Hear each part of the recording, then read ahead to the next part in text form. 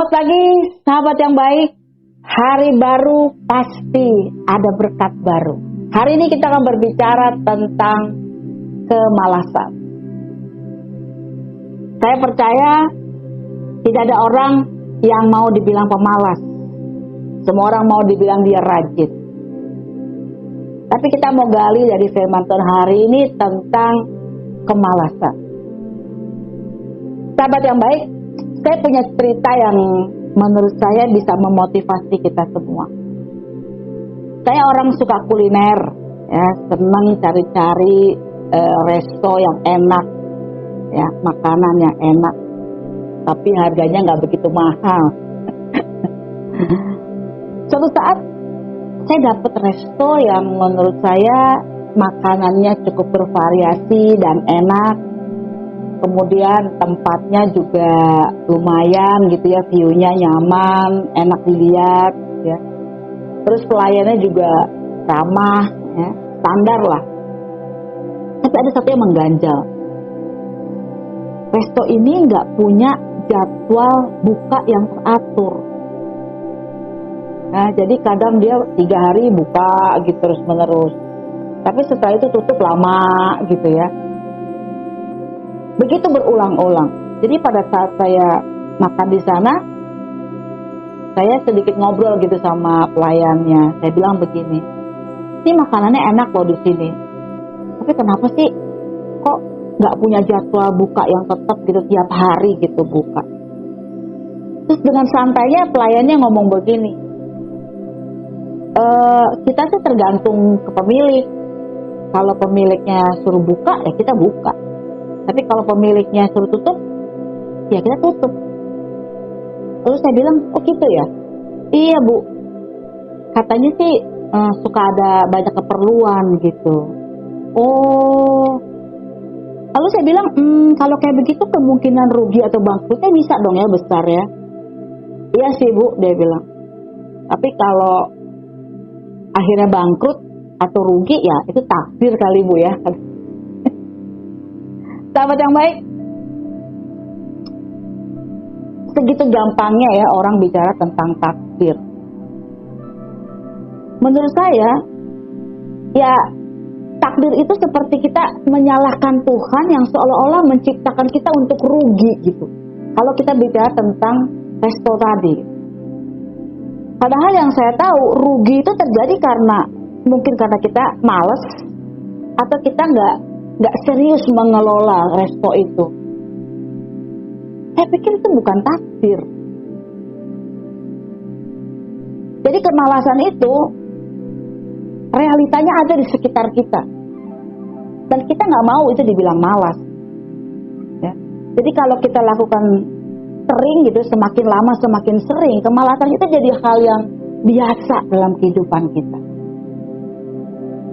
Bahkan ada satu hal yang membuat saya punya satu statement begini.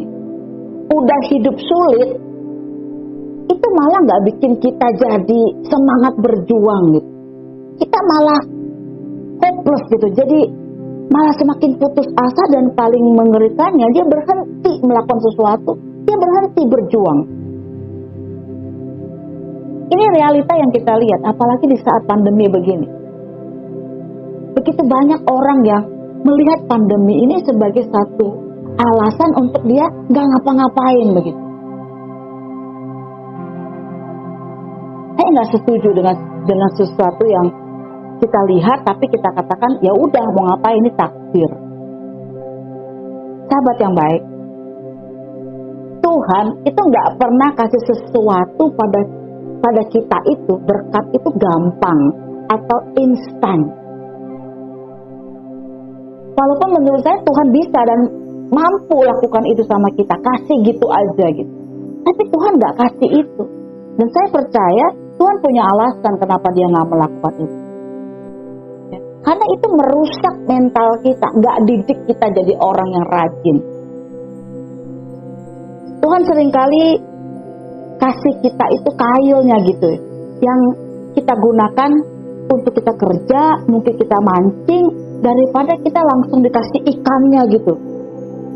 Ya, Mungkin kita bilang ikannya langsung turun dari langit gitu, langsung ada di depan rumah kita, terus kita goreng gitu. Saya pikir Tuhan gak seperti itu. Amsal 12 ayat 27 bilang begini, orang malas itu tidak akan menangkap buruannya, tapi orang yang rajin itu memperoleh harta yang berharga. Artinya sangat disayangkan karena kemalasan kita. Berkat yang sudah Tuhan siapkan itu kita gak dapet. Tuhan sudah kasih semua, kita gak peroleh karena kita malas, kita gak mau bergerak untuk mendapatkannya.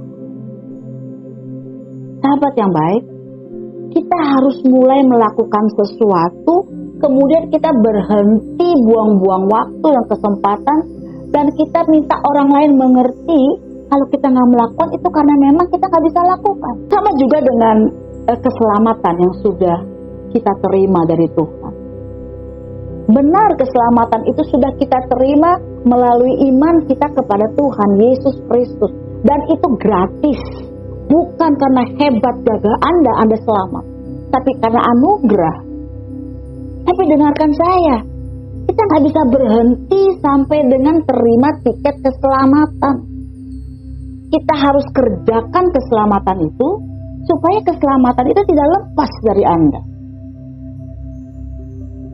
Mari dengarkan apa yang Paulus bilang kepada jemaat di Filipi. Paulus katakan begini, hai saudara-saudaraku yang kekasih, kamu senantiasa taat. Karena itu tetaplah kerjakan keselamatanmu dengan takut dan gentar. Jadi keselamatan itu gak cuma kita dapat terus diem. Terus Anda bisa berlaku seenak-enaknya karena gue udah selamat. Gue udah punya tiket ke sorga. Enggak, sahabat yang baik. Anda harus kerjakan keselamatan itu. Anda harus bangkit dari tempat tidur Anda bangkit dari duduk Anda yang nyaman ini, dan kerjakan keselamatanmu. Itu adalah proses yang Tuhan mau kita lakukan.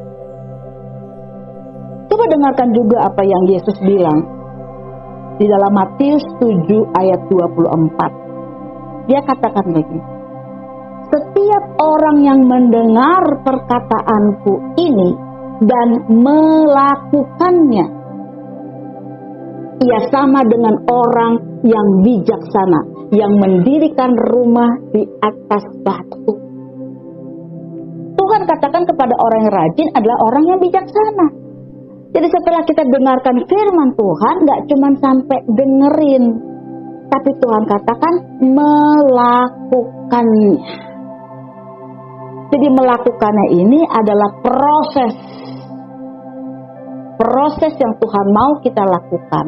Seperti kita mendirikan rumah, maka Tuhan katakan kamu adalah orang yang bijaksana. Tuhan gak suka sama orang yang malas. Tuhan gak bakal ada pada orang yang malas. Ya, Tuhan mau kita betul-betul bergerak, bangkit, jangan malas. Supaya apa yang dikatakan Amsal tadi, kita menangkap buruannya. Artinya berkat yang Tuhan sudah siapkan itu, kita dapat. Saya jadi teringat kepada cerita tentang Simon Petrus pada saat pertama kali Yesus ketemu dengan dia. Pada saat itu karena Simon seorang nelayan, ya, dia sedang sedih karena udah semalaman gak dapat ikan.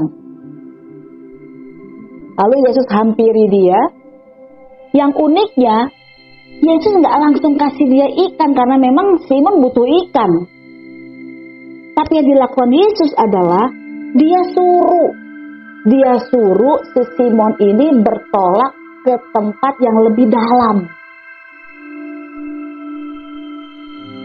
Yang pasti ada resikonya. Dan setelah dia suruh, dia minta Simon Petrus ini untuk menebarkan jalannya. Artinya Yesus suruh Simon kerja. Yesus sudah tahu di situ ada berkat, ada ikan yang ditunggu sama Simon. Tapi nggak bisa cuma ambil begitu dikasih gitu sama Yesus kepada Simon. Enggak. Yesus mau Simon kerja, jangan malas. Walaupun Tuhan sanggup loh kasih langsung Simon ikan yang banyak, ikan yang besar. Tapi Yesus nggak lakukan. Yesus mau Simon kerja. Sama seperti kita. Tuhan mau kita bangkit. Kita jangan jadi orang pemalas. Kenapa? Karena Yesus bilang berkatnya sudah kusiapkan. Tinggal kamu ambil. Mau apa enggak? Sahabat yang baik. Kalau hari ini saya tanya kepada Bapak, Ibu, dan sahabat semua yang luar biasa. Di mana posisi Anda saat ini? Apakah kita masih malas-malasan membuang kesempatan untuk kita mendapatkan berkat Tuhan? Atau kita memang sudah berusaha untuk mencapai berkat itu dengan serius dan sungguh-sungguh? Di mana posisi Anda? Silakan Anda jawab sendiri. Saat ini saya cuma bisa katakan begini. Mari bergerak sekarang. Jangan jadi pemalas. Bangkit dari tempat dudukmu yang nyaman. Lihat semua peluang yang Tuhan berikan kepada kita. Ambil, bergerak. Tuhan sudah siapkan berkat itu untuk Anda. Tuhan gak pengen kita jadi orang yang manja, yang males. Sekali lagi saya katakan, Tuhan sudah siapkan berkat itu di depan Anda. Tinggal Anda kerja untuk mendapatkannya. Maka dikatakan kalau kita tidak malas, kita akan mendapat buruannya. Luar biasa, sahabat yang baik. Mari sahabat, selamat menjadi orang yang rajin, yang mau mendapatkan berkat Tuhan yang sudah ada di dekat kita. Selamat berjuang, Tuhan Yesus memberkati.